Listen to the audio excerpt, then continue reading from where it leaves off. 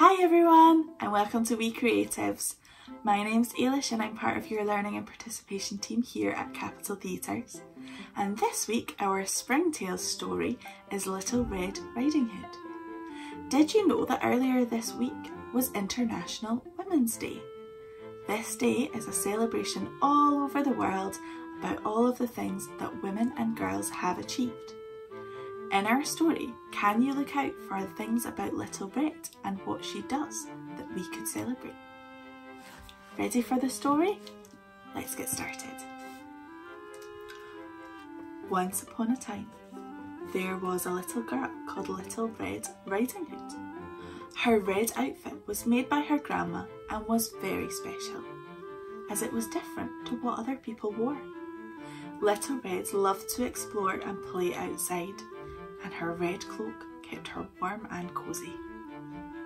One morning, Little Red Riding Hood had been busy making cakes and drawing pictures. Her mother said to her, "Little Red, take some cakes and one of your drawings to your grandma. She has not been feeling well, and it would be a kind thing to try to cheer her up. Remember to go straight there and ask her if there is anything that you can help with." "I will," said Little Red Riding Hood to her mother, and she packed up the bag with the gifts for her grandma, put her wellies on and set off. Now the quickest way to Grandma's house was to follow a path through the forest. Just as Little Red Riding Hood entered the woods, a wolf met her. Uh-oh. Red Riding Hood had not seen this wolf before, but she was not afraid. She knew that she was brave, and the journey to Grandma's did not take too long. "Hello, Little Red Riding Hood," said the wolf. "Hello, Wolf." "Where are you going, Little Red Riding Hood?" asked the wolf. "To my grandma's at the other side of the forest." Now this wolf thought to himself, "What a tasty treat that Little Red would be. I would just love to eat her for lunch." The wolf thought he was far cleverer than the little girl and that it would be easy for him to trick her. So he walked for a short time by the side of Little Red Riding Hood, and then he said, "How pretty the flowers are here. Why not look around and choose some for your grandma?" Little Red Riding Hood looked around, and it was true. The woodland was filled with beautiful flowers. She thought, it would be nice to take a few flowers for Grandma to help cheer her up. She thanked the wolf for the idea and wandered deeper into the wood to look for the nicest flowers. Meanwhile, the wolf laughed at his success. "Ha, ha, ha!" and ran straight to Grandma's house and knocked at the door. "Who is there?" called out Grandma. "Little Red Riding Hood," replied the wolf, putting on quite a funny voice. "Come in," called out Grandma. The wolf pushed open the door, sneakily crept inside and upstairs. Grandma was lying in her bed, reading her book and having a rest. She did not hear the wolf come right into the room, so got quite afraid when he appeared at the bedside. The wolf grinned at Grandma and was about to gollop her up when she sprang out of bed, gave him a dunk on the head with her book, and he fell down to the floor. "What a silly little wolf," thought Grandma. "How funny that he thought I would be afraid of him. I shall leave him there on the floor and lock the door to punish him for his tricks." Now Grandma felt much better after this and decided to go for a walk to enjoy the fresh air and some sunshine, planning to give the wolf a telling off when she returned home. But as Grandma left the cottage, the wolf woke up and began to hatch a plan. After collecting some beautiful flowers from the forest, Little Red Riding Hood soon arrived at Grandma's house. She called out, "Good morning!" but received no answer, so she went up to the bedroom and opened the door. In bed lay her grandma, with the covers pulled up over part of her face and looking very strange. "Oh, Grandma, I am sorry you're not well," she said, "but what big ears you have!" "All the better to hear you with, my child," was the reply. But Grandma, what big eyes you have," Little Red said.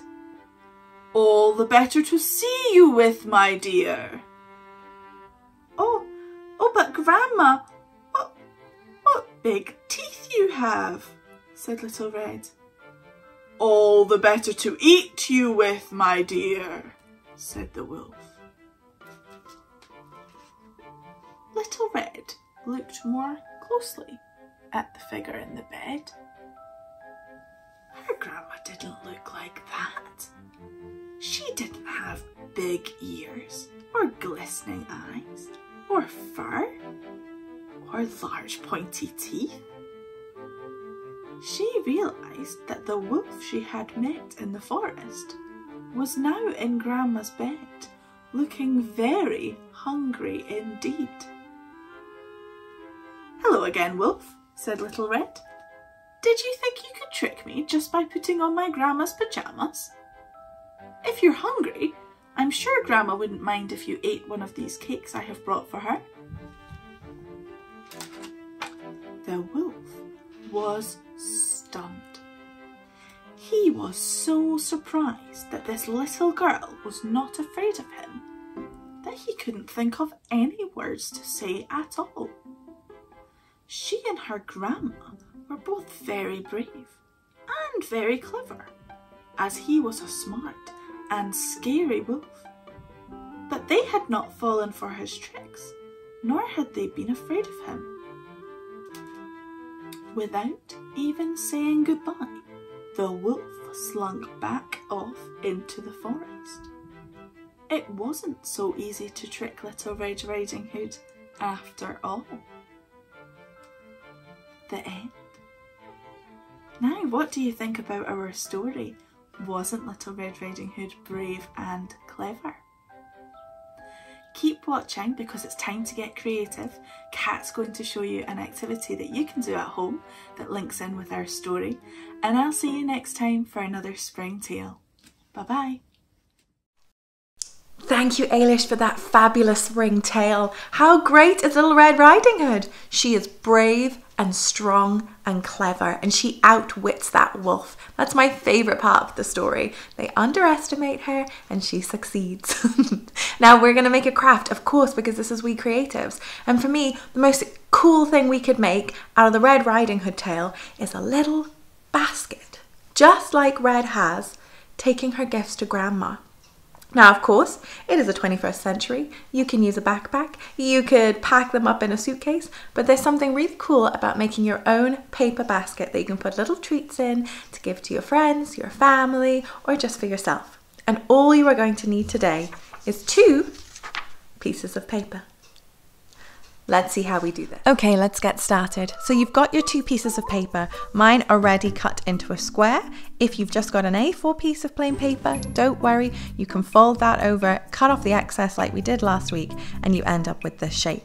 So the first thing we're going to do is fold this into a triangle. Remember, whenever we're doing folds in paper, we have to take our time, because once you've made that fold, you can't unmake it. Do you see how sharp I'm doing that? Get it nice and firm. Open it back up, and I want you to do the same the other way. We're going to fold down the half. We're going to open up and fold down the other half again. Do you see what we have there? This is the tricky bit when it comes to the first fold. So what I want you to do is look and see where the diamond shape is. So you're going to fold in to 2 squares. I'm just going to show you that again. We have all our patterns. We're going to push in here and fold in to a square. Perfect. Make sure that it's flat. Once you've got your diamond shape, do you see how there's different layers here? We're going to take this top layer and create another triangle, our favorite shape when we're doing a bit of origami, and then fold that point right back just to the edge of the piece. And I'm going to show you that up close. That's the shape we want. So that point just reaches here, and we're going to flip it over and do the same thing. So we're going right to the edge, and then we're going to fold that point just back, and we have the same on either side. You see? On to our next piece. So this one's a bit easier in the folds. I want you to fold it in half, just like you would with a book. Get a line right the way down there. Open it back up, and then fold that half again.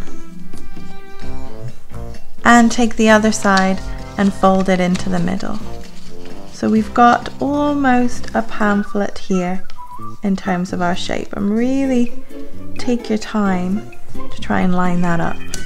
You're going to fold your halves into halves, and then fold it over and in half. Alright team, we have our 2 pieces, and this is where it gets exciting. So I want you to take your handle and you're going to slide it over the top of your piece of paper. Do you see how I'm covering where that gap is and lining it up with the point? You're then going to fold both bits of paper down so that you have a little join, a little cover for your paper. Flip it over. Let's do the same on the other side. Make sure that that triangle is on top, and then you are going to fold. Perfect. So we have a little join. Now on these sides, you'll see we have double layers again. 2 layers. And this is just where I want you to fold in that point and fold in the point to the center again. Give it a little fold, fold, and this is to help you tuck it behind, because we don't need those bits for our basket unless you want a pointy basket. Do you see what I've done? Let's flip it over and do the same. You're gonna go fold and fold, and this just helps you make the basket all the same size. And then flip it over and pop it inside. And again, inside.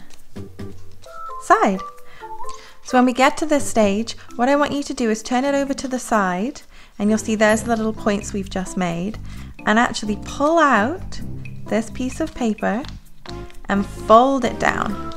Fold it down. We're starting to make the sides of our basket. Flip that over, pull it out, and fold it down. Here we go. Our basket's coming together. Our basket is coming together.